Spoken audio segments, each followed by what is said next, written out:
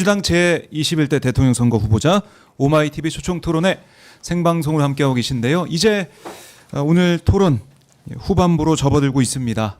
공통질문 세 번째, 여기에 대한 답변을 들어본 시간인데요. 지금 도널드 트럼프 미국 대통령이 이번 달 초에도 얘기를 했었죠. 김정은 북한 국무위원장과 소통하고 있다, 이런 얘기를 하고 있습니다. 그런데 남북관계가 경색돼 있고 또 이러다 보면은 우리가 아닌 러시아가 미국과 북한의 관계를 또 중재하는 게 아니냐, 이런 우려까지 나오고 있는데, 현재 남북관계의 개선이 필요한지, 또 필요하다면 어떤 로드맵을 생각하고 있는지 말씀을 들어보겠습니다. 자, 세 번째 공통질문은 먼저 김동연 후보부터 답변을 들어보겠습니다. 3분 드립니다.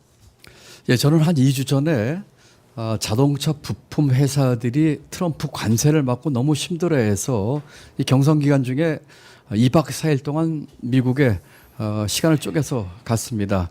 관세 협상에서도 대책을 마련해 좋은 효과가 있었지만, 가외의 효과 중에 하나는 이 남북 문제나 또는 한미 문제에 대한 전문가들을 만나서 여러 가지 이야기를 했던 것입니다.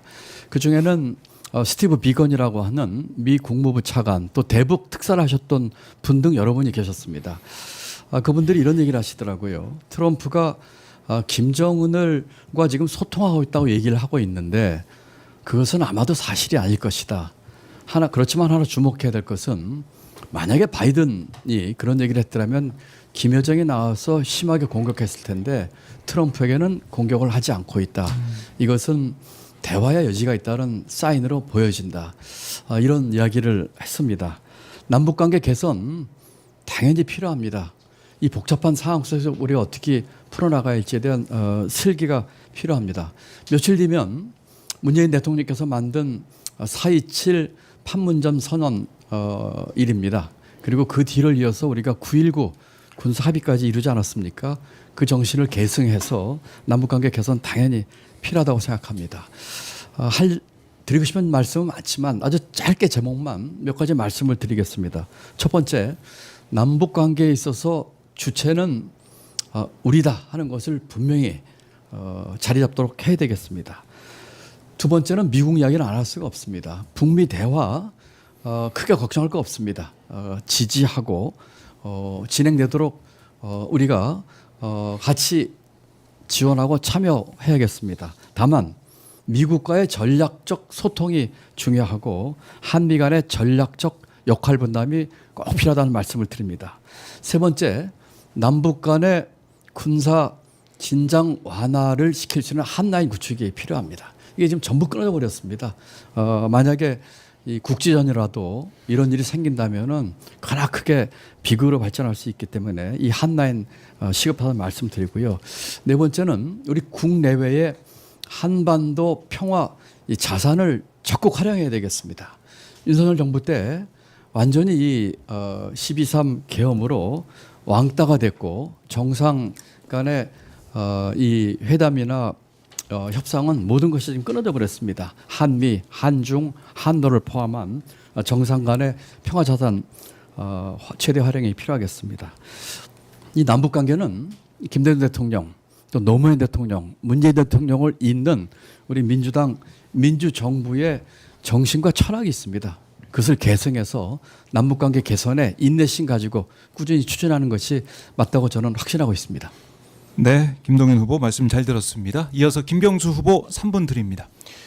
예, 남북관계 개선은 대단히 중요합니다. 왜냐하면 한반도 평화는 안보의 문제이기도 하지만 우리 한국 경제의 문제이기도 합니다. 한반도의 평화가 위협받을 때 해외에서는 한반도에 대해서 코리아 디스카운트가 작동하지 않을 수 없습니다. 그래서 한반도 평화는 해외에서도 인정하는 평화를 구축하는 것이 대단히 중요합니다.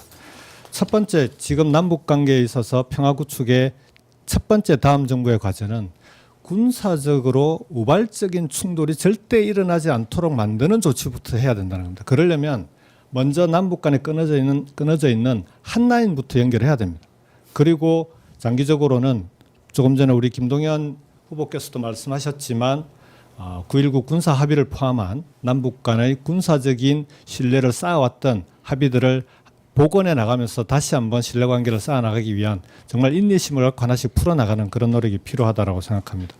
두 번째는 북미 관계입니다. 결국은 한반도 평화의 핵심적인 관건은 북미 관계가 개선되느냐 아니냐에 달려 있습니다.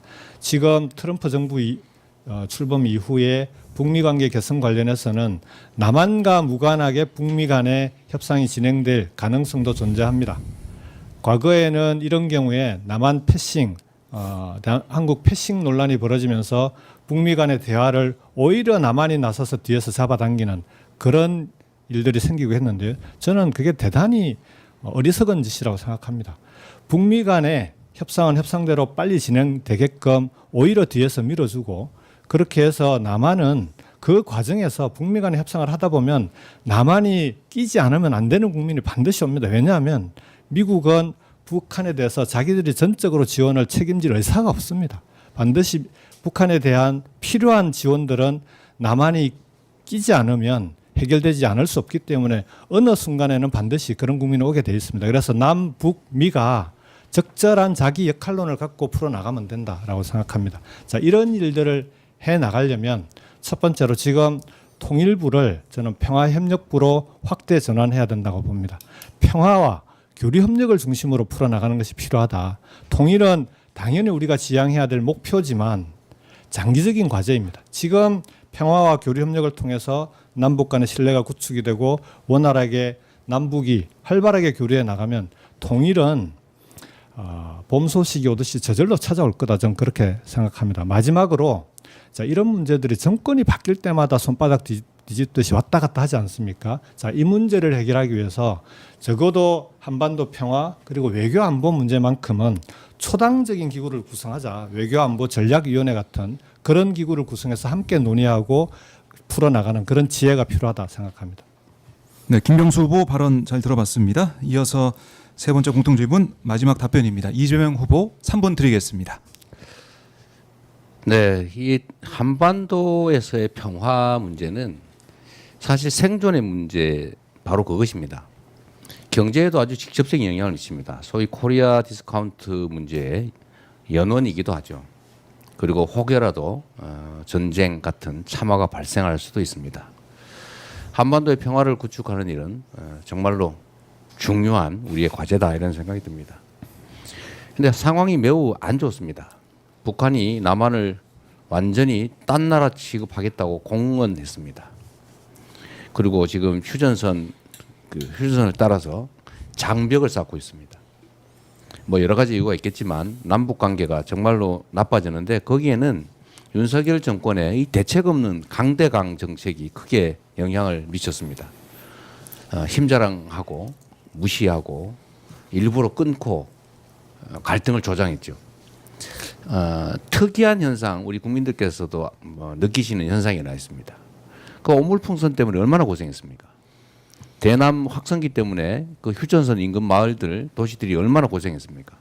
그런데 자세히 보시면 지금 그거 다 사라졌습니다. 왜 그럴까요?